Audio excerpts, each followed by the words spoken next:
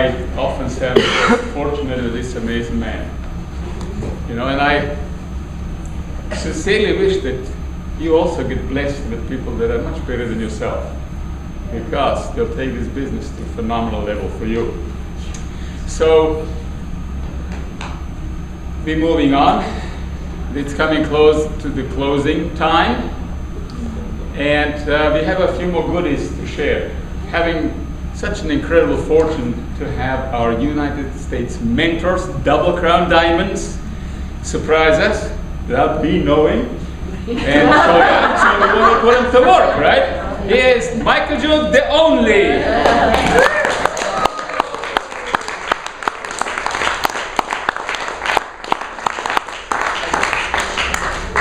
Thanks. Well, I was asked to do something that makes a difference. So I'm going to give you something that I hope you'll bear with me. This is I don't want to say it's new, but I woke up with it this morning out of a dream. So I want to share this bit with you. It's a bit of an exercise for you to do, not just a story. And hopefully you'll get something out of this. So some of you have heard a little talk I do on prosperity and abundance, right? Where you list your beliefs around money, and then you create an alternative to that, and then you choose what empowers you more, and then go out in the world and find evidence for it. Is that, some of you may not recognize, some of you will. Very, very powerful exercise. I want to actually lay the bones of that exercise on top of what's stopping you in your life or in your business. So I'm going to ask you to participate with this. So let's start with the same technology. So part number one is, what's your excuse? I'm too fat, I'm too thin, I'm too old, I'm too young, I'm already rich, I'm poor, Manfred wasn't a good speaker, Savannah said his was whatever. You've heard a couple of people tell their stories, these platinums tell their stories. What was in the way for them? So what's in the way for you right now being where you want to be? If you want to be Crown Diamond, what is it? I don't have enough time, I have kids, I don't know anyone, I've tried and failed, I haven't tried, I know nothing, I know too much. What is it? And you can have one or two of these. Just what's your reason? What's your limitation? What's the thing in your way? And it can be totally stuck, like I'm too old. Or, you know, a lot of people have I'm too young. Okay, everybody got some good material, and you can keep doing this. I want to give you the technology for this, and if this works for you, you can take it and share it with people. You can do it yourself again and again. So get one. I mean, you can use multiples, but just get one at least. Okay, so who has one? Who knows what it is? Too young, too thin? Not time. No time. Perfect. Christine? Too tired. I'm too tired. Yeah, excellent. Anybody else? My kids. I have kids. Great. Fear of success. I have a fear of success. Excellent. Anybody else? I'm not good enough. I'm not good enough. None of these are going to be unique, you guys. You get that a lot of people have a lot of these same things going on. So each of us will have at least one it's clear, this is so in my way. I have kids.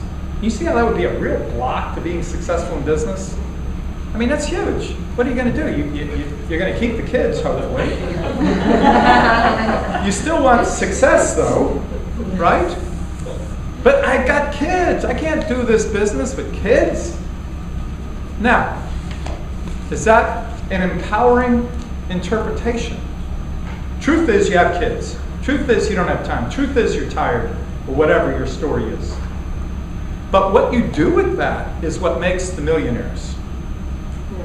You heard Manfred, came out with sandflies all over his body, knew nobody, had no money, had no skills, and he used that. Now he uses it as a story to build an empire. Is that an empowering interpretation of those same circumstances? Yes. He could also be standing here or standing in the bush somewhere saying, well, I'm broke, I have no skills, and I'm still broke and have no skills. That's a disempowering story. That all got in my way, and I'm not at fault here. I'm just a victim of my circumstances. So, are you a victim of not enough time, not enough energy, too many kids, too old, too young, too poor, too smart, too dumb, whatever it is? Or can you take the worst circumstance and create an empowering interpretation of the fact that can launch you into the upper reaches of business success in the world? Some of the people in our industry make more money every single month than CEOs make in a year. And you want to hear some stories, you listen to their life stories. Okay? Same circumstance, choosing to take a powerful interpretation for rotten circumstance and launching into the world and creating huge impact, huge difference, and huge satisfaction of overcoming what could be seen as a limitation. Let's use children. What is, just brainstorm, no wrong answers here, what would be a powerful, and we got the disempowering interpretation if I have kids. I got no time, I'm busy. What could be a powerful interpretation if I have kids? I'm doing this for my kids and with Wow. my kids. I'm doing this for my kids and with my kids. Anybody else? My kids have friends and other mums, and it's a whole Wow. gateway to a whole new. How about the kid network and the mom network and the parent network? I can't do that. I don't have young kids. You can do that. Business partners, all the mums. All possible business partners, the moms. Huge. You guys see how that intractable, you got these kids. That's this crushing circumstance in a certain way. Crushing. But looked at differently, same circumstance, whoa, look at the advantage you have, which I can't get to, but you got it. You guys see that? What's another one you got? What's another one? If you're stuck here, sing it out, let us know what it is, and let us brainstorm how to Success. fear of success. Fear of success could be a crusher. Crusher. It's more the fear of the pressure of success. Fear of the pressure of success. And what would that look like in real life? The pressure of success. People want too much from me. People will want too much from me. Responsibility. Yeah, Responsibility. Everybody's watching. What if I fail? What if I don't make it? What if I do make it? Everybody's going to want something from me. Right? Very legitimate. What's an alternative interpretation? Anybody? My success will bring me a lot of help. Yeah, I can get a lot of help. My success, I can feed a lot of people. I can make a huge impact with all my success. People can come to me and I can give them what they want. I'm successful because I've got great business partners. Yeah, I'm successful because I have great partners. But the only way I can get success is through great service to many. What else? What other interpretations of that? Like the fear. If I'm successful, my world's going to look horrible. Being careful to interpret our success in a business like Life Force is completely different to the success of your other mainstream type of business, because the other mainstream type of business you are on your own. It's a very lonely life, trust me on there. But with this kind of business, we don't have that. We have a team and a network. So the And we're success not on here, our own. So the success if I'm looks going to cap it completely up, different. the success here could look a lot different.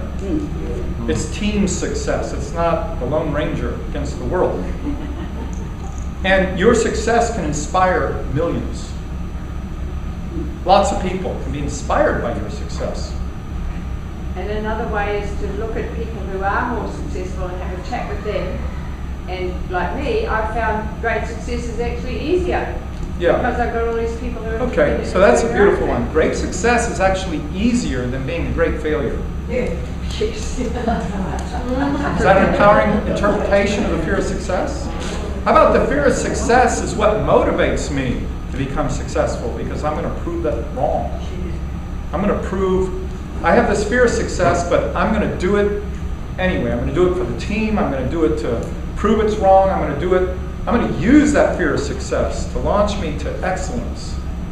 I'm going to use my fear of success to create my success differently than I'm afraid of my success.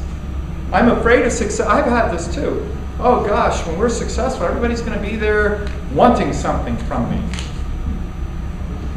Well, that would be really ratty, so why would I do that? What I found is being successful, the kinds of things people want are usually noble. We don't get a lot of riffraff asking for stupid stuff. We get people saying, can you teach me? Will you support me? Will you share how you did it? Wow, yeah, I love talking about that. Yeah. That's a beautiful thing people want. I'm very happy to give that. You guys see how you can work with this? This is a very deep mythos. This comes from the oldest human experience of taking our lead, the dross of life, the garbage, the muck, and turning it into something noble. The old timers called it alchemy. They called it transcendence. There's a lot of names for it, but this is the work that we do, which is why I get up every day. This is really important stuff. People are crying for this kind of transformation technology. They're hungry for it. Our world is hungry for it. All the war and the disease and the poverty and the garbage can be transformed into something noble, using exactly what we're talking about here. So we get good at it in our lives, and then we have something to share, something worthwhile to share to people. You get it? This is so much more than just some juice in a jar and a business opportunity. We're offering people a chance to transform the problems of life, kids, time, money, age, fear, all these things, into something that makes a huge difference. How do we? It's the only way we're going to end up in a world where it's going to be peaceful and loving. Not the same old stuff we've had. So you want to get on with it, this is the way to do it. So, anybody else? What was your thing? Mavis? Mine was I'm too pushy. And as you were talking, I just got it because I've been being it this week is I'm in the flow. Okay, I'm too pushy. Yeah. I'm too pushy. So the negative interpretation would be, I don't want to steamroller people, I don't want to be abusive, I don't want to embarrass them or myself or whatever all that is. What's another powerful interpretation for I'm too pushy? My personality is different. My personality is aggressive. What could be another powerful interpretation? Great leader. I'm a great leader. I get results. I get results. I care so much. I'm at the edge of being offensive. I'm going to go right up to that edge. I'm not going to cross the edge, but I'm going to push until I see that it's not making a difference, and then I'll back off. I can use that energy to change something important. I can use my pushiness and transform it from pushiness to, tough love or intense service or something, making a difference. What would it be like if you had a friend who had a serious, serious problem, financial or emotional or family or health problem, and this would make the difference? And you say it to them and they go, yeah. And you say it again and they're like, yeah, whatever. Would it be valuable to be pushy at that point? Would it be valuable for them to take body balance so they don't die on you prematurely? Would pushy be a good thing or a bad thing in those circumstances? Yeah, it'd be a good thing. It's ruthless. It's being committed to making a difference for somebody. That's another word for pushy is, committed. Not settling. Yeah, not settling. So pushiness can be your greatest asset. I don't want to let people get off with just going, yeah, whatever. When I know it makes a difference. If I don't care, then yeah, that's good enough. If I care, if I know it'll make a difference, I'll be pushy. Right up to the point where they say no. Then, okay, enough said. You see how that's your asset, being too pushy? It's your strength. What else? Who else has got one? Yes? Impatience. Impatience. You're impatient. Okay. What's the negative interpretation of impatience? I don't follow up enough. I don't stick around enough. I'm not persistent enough. Yeah. Okay. What's a good? Not committed. Not committed. I'm not a long runner, a long distance runner. Not a long distance. Yep. Instant personality. Just clicking through. What's a powerful interpretation? Another interpretation. What's that? A great sprinter. Yeah, great sprinter. I talk to a lot of people. If it's not you, hey, how about you? Not you, how about you? Because the right one will go, yeah, it's me. Right off the bat. And you know who our top leaders are? The people who went, yeah, it's me. Right over the bat. They weren't the ones we had to, they got it, and they ran, and they're still running, so. What the powerful interpretation is, I talk to a lot of people. I'm not going to waste time mucking around if somebody's not interested, sorry. On the other extreme, people chase somebody for years, and they're just flaky, and and I go, it's not for me to judge, but I wouldn't invest that much time in that prospect, sorry. You seem to want it more than they do. Sounds like you don't have that disease. Who else? Who else has got one?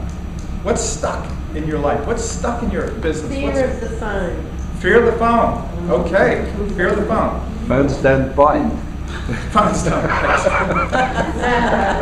So how does that not work for you? Fear of the phone. You don't call people. You're afraid to talk on the phone. So how does that work for you? Anybody? One-to-one.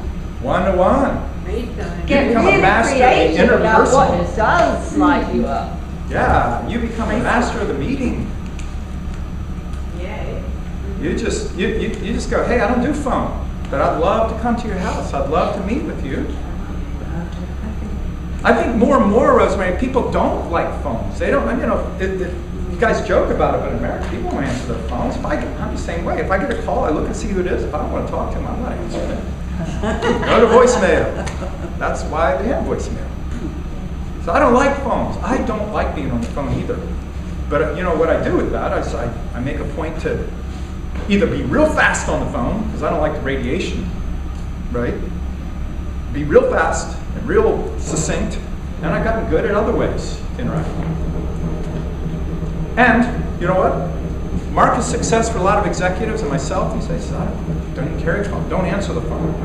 Just somebody else handles it.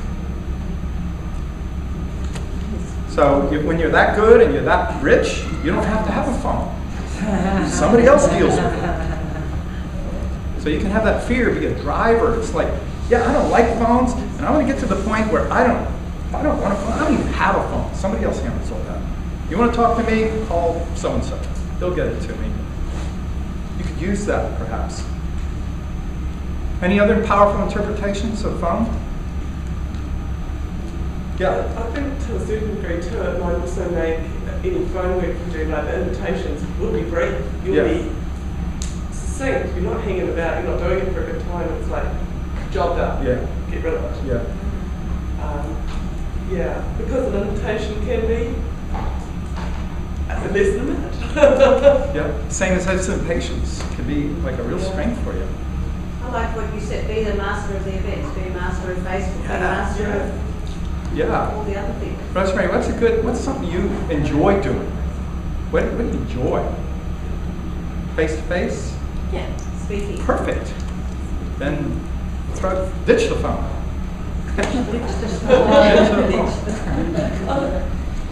I have to say too, like when I look at the phone, I always think, but as soon as they pick up at the other end, I go, oh, it's a person. So there's something about me that the phone is a sense of, but as soon as they start talking, it's a conversation with a person.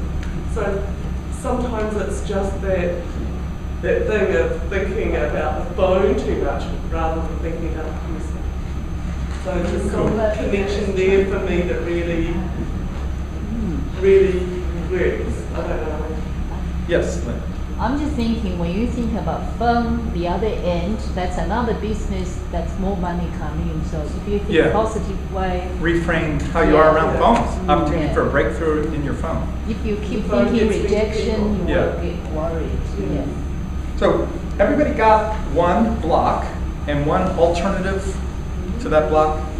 All right, here comes the easy part, the hard part. You choose. Which one empowers your business and your life? You choose. And you don't have to tell me what you choose, but honestly choose. This is the one I'm choosing from here on. I'm going forward with this one. I like what I got. I like being stuck. I like being phone afraid. I like being out of time, too many kids. I'm sticking with that. That's fine. This isn't about pleasing me. It's about you being honest with yourself about what's stopping you and whether this is the day you're going to break through. Whether you're done with that and you're choosing option B. So you choose. And whichever one you choose, get real good at it. If your excuse is kids, get real good at having kid excuse. Just be good at it. Don't settle for being mediocre about having an excuse. If you choose an alternative that moves you forward, you're sick of being stuck. All right, choose that one and get good at it. How do you get good at it? All right, you guys know the technology. It's simple. You create a plan. You make a commitment to doing something. You get support, and you become accountable. None of this should be new, right? Plan, commit, support, accountability. So give me an example. Who's got one? What's your complaint? What's your alternative and your plan? I'm distracted by my children and the life of my children, and I'm doing this for my kids with my children, and kids are connections, business partners. My plan is I'm going to take my kids to places and to handle. Yeah. I don't need to find out local things. Perfect. So you're going to use the kids as bait. No. And you've got a plan, you've got accountability, you've got a commitment. Yeah. So you're going to do this. Yeah. We come down to your neck of the woods, we're going to see you out and about doing this. What's your accountability? What's your support accountability around this? Who are you accountable to? Okay, somebody in the room. Okay, so you got a plan. You got a plan. Now, everybody, who else? Who else? We're going to wrap this up. Who else has got one? Yes, Mavis. Yeah, so I'm pushy as a parent, and I've allowed that to stop me from going further. So I don't give up until they say no. Okay. Yeah, so that is a whole different entity. Yes, indeed. And so so my plan is to come from that space and being in the flow, and I'm committed to doing that. And I'm accountable to Swana. We're setting up a weekly call, and so. Beautiful, beautiful. All right, who else? Got time for maybe one or two more? Yes. Mine is time. Yes. I know kids is one of them, but basically what it means for me is setting that structure for work and getting somebody like Christine to help me set up my my systems and manage that. Okay. So you got a plan. You're accountable. Anybody else? Yes. Once time, to reschedule my days, to be more disciplined with my other clients that I have, and not allow them to take my time that they're not entitled to. And really schedule, and I'm accountable to spawn only. So. All right. So we could do literally the whole room, and we probably, maybe we should at some point, but not right now. You guys all got it? You got it? And are you willing to take this? If you want this breakthrough, this is what's stuck, it's rotten, it's stinking. Some of you probably been sitting in it for days, weeks, years, lifetimes, who knows? But if you're done, you're sick and tired of being sick and tired of this being stuck business, get on with it. Before you leave, get to that person that you need to be accountable to with a plan, with accountability, and then the last piece, which is the fun piece, go get results. Get some evidence. Get some evidence it's working. Because if you're just struggling through this and it's a pain, it may or may not last over a month or so. But if you get some evidence it's working, then you got it going. All good? Yeah. Okay, thanks. Thank you.